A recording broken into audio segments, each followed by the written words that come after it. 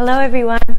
I just finished making a video at the Facebook Live Soulfish Sisterhood, this private Facebook group that I formed so that women can step into their power and share. And what I wanted to do is make a video in public, not just on my private group. Hi Manny. Because of the things that are happening now, it was brought to my attention, the Metoo, this whole Metoo movement with women sharing their stories about sexual trauma and women that have been assaulted. And this is something that I feel my work, I'm very, very passionate about transformation and healing. And I feel like, yes, there's been thousands of years of suppression of women. But I want to speak today about the men because I have beautiful friends that I know that are sensitive men. And even a person that I was with recently, like my past loves that are sensitive men. And I've heard stories from other men that they meet women that want the bad guy. Like they're nice men, like these nice men, that nice men finish last. That saying, nice men finish last, or sweet men finish last. And I was thinking about it, how, you're damned if you do and you're damned if you don't. How we bash men for being assholes or for being whatever.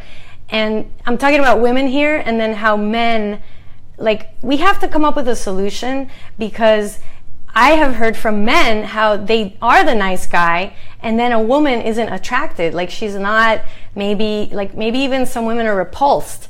I even had a picture of an ex-boyfriend and we were in this, our heads were together and we were laying on the floor and we took it from overhead. And I literally had a friend of mine tell me that when she saw the picture of us, she felt repulsed because he was so into me and he was smiling so big, and it just made her feel like, ugh, it's like too much love.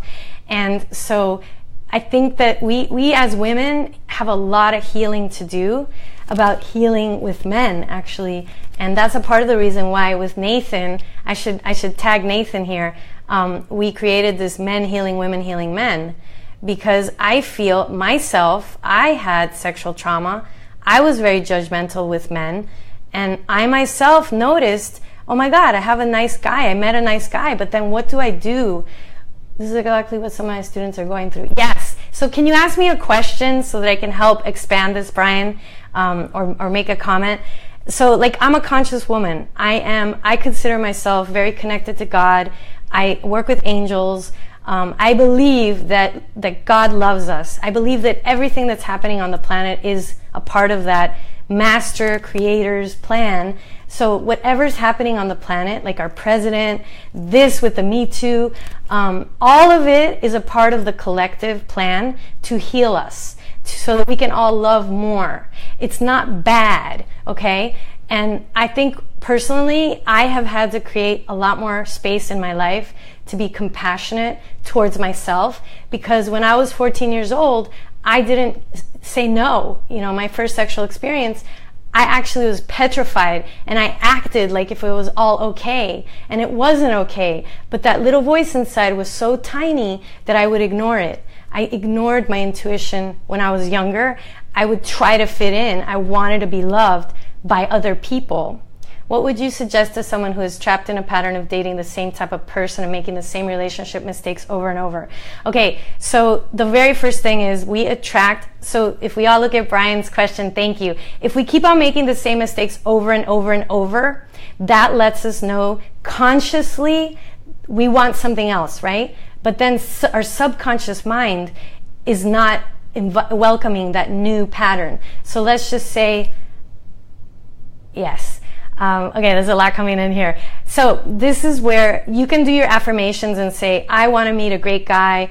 I want to meet a balanced guy, a guy that is emotionally available. I meet an emotionally available man. You repeat your affirmations 10 times, right? But then you attract guys that are not emotionally available. This is actually what happened to me, okay? And I'm a conscious woman. So what I realized was there's layers of intimacy that we all have with ourselves. And all the feedback about a guy, yes, okay, I gotta focus here. So if I keep getting guys that are emotionally unavailable or abusive, okay, the very first thing I would suggest for a woman is to be grateful. to be grateful that that's happening because God loves you.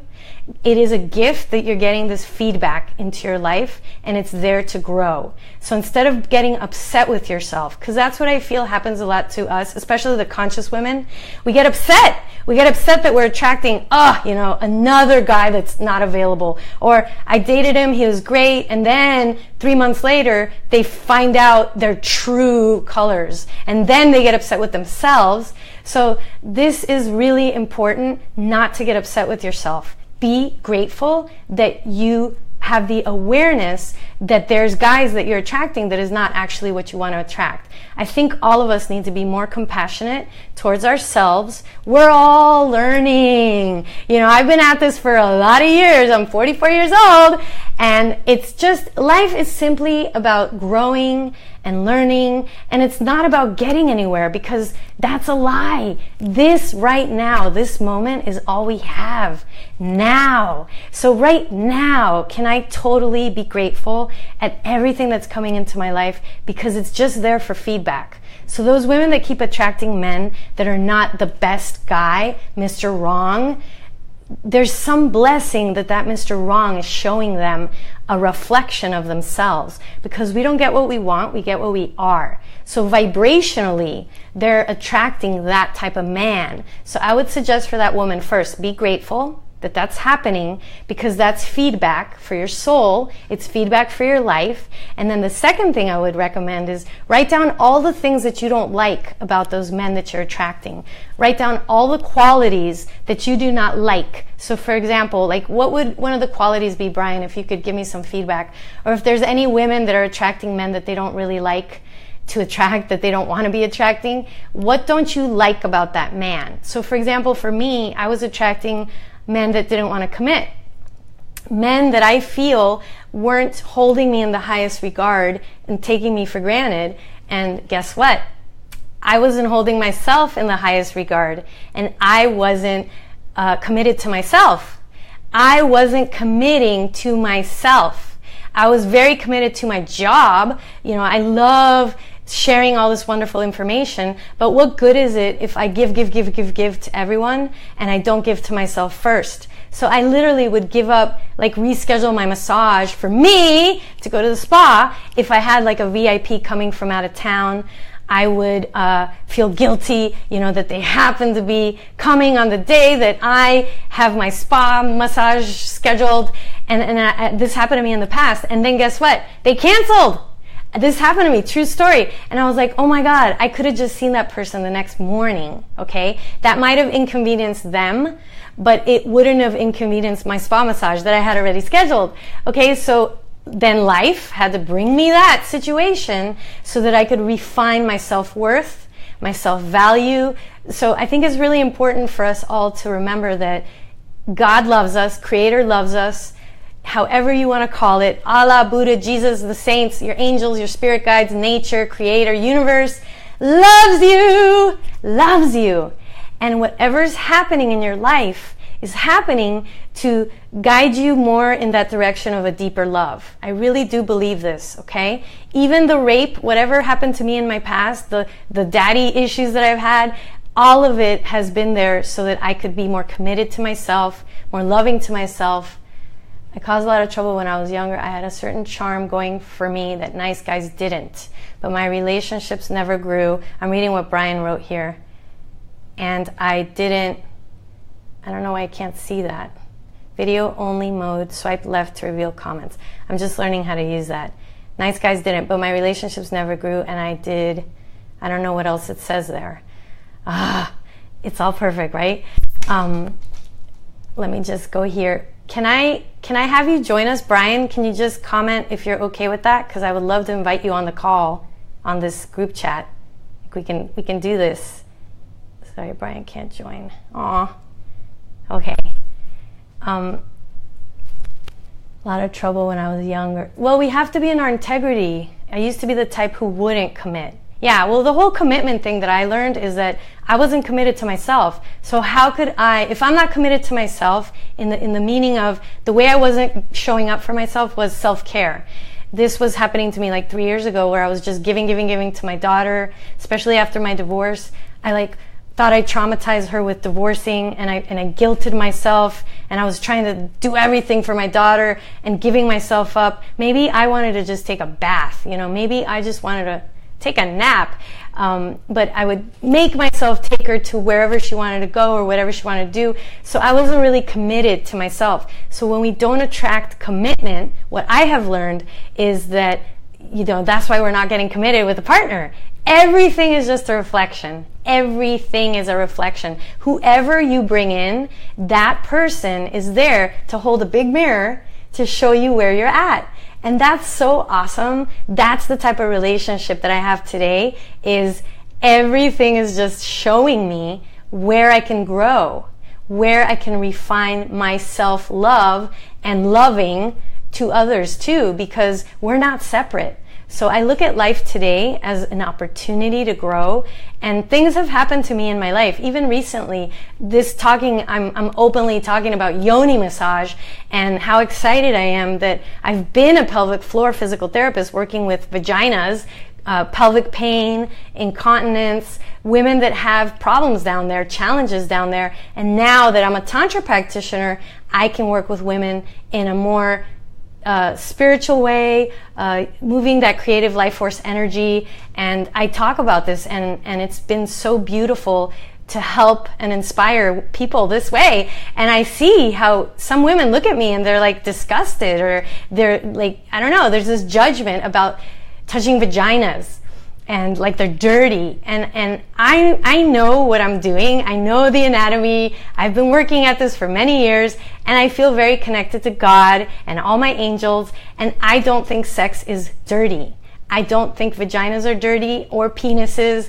And I don't think we need to be censoring saying those words. I feel that God made all of this for a reason. All of it. And for some reason in the past, yes, we have had a lot of taboo and shame with sex. And what I think it is from is because a lot of us have a misunderstanding about sex. I think a lot of us don't know how to orgasm. We don't even have an understanding of the sacred, the creative, that Kundalini energy expansion. I wonder how many people on the planet have even experienced a whole body orgasm. When you feel that whole body orgasm, you get to feel the presence of the divine in you and fully expanded in you. And there's so much joy and beauty and grace, whether you do this by yourself or with your partner. But if you're having 3D sex, from the waist down, you're not really getting that sacred, transcendental, orgasmic experience. And that's why we poo-poo sex, or we have these negative thoughts about it, because I think a lot of us think sex is about objectifying and the 3D. So I'm grateful that I did this Tantra training. I'm grateful to work in the sexual healing, and vaginas are precious. There's so much wisdom in your vagina. If all women were more connected and release all the shame and guilt down there, you would feel so much more empowered, beautiful, gorgeous. You wouldn't be relying on a man to fulfill your identity, to give you your self-esteem, if you felt the power of your pussy, okay? And I'm just not going to be quiet anymore about this, because I literally work with women every day in this. And when a woman awakens to that energy, she looks younger and she looks more joyful. She feels more alive. And I think that if we stop bashing our sexuality, maybe we won't attract people that bash our sexuality. Have you ever thought about that? Like a person that keeps getting treated inappropriately, maybe you're feeling inappropriate in your sexuality. Or sometimes also when we feel desire and we feel horny, okay? I've had clients, male clients, who've told me, I feel guilty that I feel desire for my secretary. I had this client, and a lot of what we were working on was releasing shame, and he was holding a lot of tension in his GI, in his gastrointestinal tract, and bloated here. And what I felt intuitively is that this man is very sexual, and he's literally shaming himself at work, and he can just feel whatever he's feeling and flow it with his breath. This is what I teach my clients. And then notice himself feeling ashamed, and then he can have, he can look at beautiful people and feel things. And the thing is, you have a frontal cortex, you don't have to act on it. But, for a woman to say, honey, are you thinking about, do you like that actress, or somebody's in a bathing suit and your husband's like, oh, she's beautiful. And then the woman gets jealous, okay, of a poster. This has happened. Like, I've been one of those women. That man then feels ashamed. And I think it's beautiful when a person can feel whatever they're feeling, and we don't have to suppress that. And there's a difference between feeling your sexuality, getting turned on, and then acting on it and it being inappropriate. So we all have free will, and we all have a frontal cortex, and the more we meditate, the more we're going to have that discernment happen, okay? And we don't have to be scared of it. So if something is arousing you, be grateful that you have sexual energy, because that same energy is the energy of creation. That same energy is going to inspire you to write a poem, to cook a new recipe, to create something new in the world. So I think a part of this is owning that we get what we are. So if we keep attracting the same thing, look at that as feedback. Write down the things that you don't like that you're bringing into your life, and then look at those things and how can I grow from that? So if I'm attracting a person that is not respectful, a person that doesn't honor my boundaries, how can I be more respectful to myself? How can I be more honoring of what I really want to do in my life? Healthy boundaries, right? Really honoring ourselves. I think all of us can benefit from being more in our integrity about what we really, really love and what do we really want to create. And those are some steps that I would take. And also not being so hard on ourselves. We're all learning every day how to relate with ourselves even more, deepening that relationship, being more intimate with ourselves and with each other. So what if we all are in the school of life and we can all simply be learning and asking ourselves, how can I grow from this experience? How can I grow from being raped? How can I grow from my father touching me inappropriately? How can I grow? How can I have more compassion? How can I bring more forgiveness because of what happened? And remember, folks, nobody's trying to hurt anybody. Even though people do horrific things, those are wounded people, and it doesn't make it right. But at least we can have compassion that the people that are suffering the most do the most horrific things. It's just the way it is. So what if we all just amp up our compassion today? And for all those, posts that we see, I would love it if women could not just write their stories of Metoo and share what happened, but what did that teach you? How are you going to treat yourself differently? How are you going to start saying no and really stand your ground because you allowed someone to have their way with you? Or how will you use this as shit, turning it into fertilizer to grow? So take all your shit of the past, whatever has been painful, traumatic, horrific, and ask yourself, how can I learn from that? What can I grow from this that happened? And maybe that'll inspire you to do something for teenagers, to talk to teenage girls about respecting their bodies. Where can I go volunteer? This happened to me, and this is what I learned from it. And hopefully inspire more of this type of taking action after you've healed and processed your pain, of course, so that you don't bring yourself into talking about this with a lot of hatred. So today, I have a lot of compassion for men. I don't get upset when a man asks me something that in the past I would have judged as, I can't believe he said that to me. I can't believe he commented like that to me. Ew, what an asshole. That used to be me. So now I look at it as, I'm just going to listen to that question and how do I want to respond? And that's it. I don't have to be so hateful or judging. It doesn't help me. It doesn't help me. And something happened to me, actually. I don't want to. I was at a laundry, I'm just going to say it like that, and this man came up to me and I was bending over putting the clothes in the laundry, and he said to me something like, what a beautiful derriere, something like that about derriere. I love your derriere. I don't know. And I was wearing my yoga pants, my black yoga pants. And then I got back up and I took a deep breath and I said to him, I just want you to know that when you speak about a woman's body part like that, it's not very uplifting to the woman, because it doesn't really feel empowering for a woman to hear that. It's not really appropriate, for you to talk about my derriere to me. Do you think it is? I said something like that to him, And this man, he was like, I would say maybe like late 60s. He just kind of froze and he looked at me, and I wasn't being hateful at that moment. I was just kind of saying it like matter of fact. And he said to me something like, "You said that in a really great way." Something like that. He said to me, like, "That was really great how you said that to me." And he said something like, "I'm sorry, you know, I wasn't trying to hurt you. I just kind of got overtaken by your beauty, my butt beauty," right? So I just breathed. I just kept myself neutral.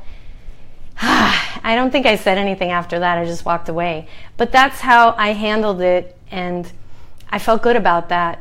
It wasn't to shame him. I wasn't trying to shame him. From the bottom of my heart, I was more like, yay, this is happening to me. I get to teach a man to feel a little bit more about what his effect of his words on me and my derriere, you know? So I was like, okay. And then I thought God brought that into my life, so that situation, so that I could strengthen speaking up. So if a man speaks to you inappropriately, or a woman to a man says something that doesn't make you feel good or safe, use that as an opportunity. It's coming in to use your voice and to speak from a place with your heart connected, and you can teach that person what feels appropriate like how you feel about what they said, to make them aware. Like, I just wanted to make you aware that doesn't come off as uplifting to me when you make a remark about my derriere. You know, I just want to make you aware, because probably he didn't know that, because just assume that people aren't trying to hurt you. So what if we could all amp up the communication and speak like that to men and women too? I feel like this is starting something really special on the planet. And please, let's just stop bashing men, okay? Because I have a lot of compassion for men. I feel we all can smile a little more at them and just be patient with them, and they're doing their best, believe me.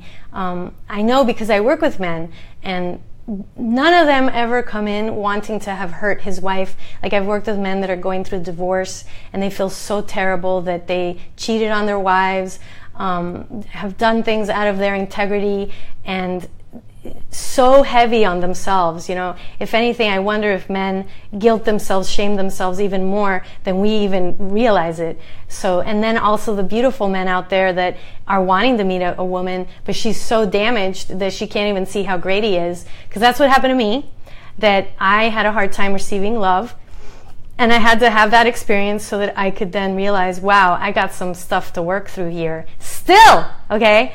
And so I just have a lot of compassion for myself. I did the best I could. I had to do a lot of forgiveness, and I hope that this just being authentic, real, and raw benefits you. And share this video with a friend if you are going through some challenges. You can always also email me with any questions. If there's other videos that you want me to talk about, what other topics. I've been through a lot in my life, and I'm letting you all know there is life after rape. There is life after abuse, and it's really up to us to create something new, to imagine something new. And that's what I think a lot of us aren't doing enough, is taking that time in your day to imagine, to create, and ask yourself, what do I want to create? Instead of just defining ourselves based on our past relationships. Have a beautiful day, and thank you for joining me today. And let's spread the love. And remember, what did you learn from your shit? How are you going to turn it into fertilizer to grow? And then we can all uplift each other instead of bashing each other. That doesn't help us to grow, because we are love. Our nature is love. And the more we can forgive, accept, have compassion and forgiveness towards ourselves and whatever else happened, whoever else was involved, then we are thriving instead of just surviving. Thank you.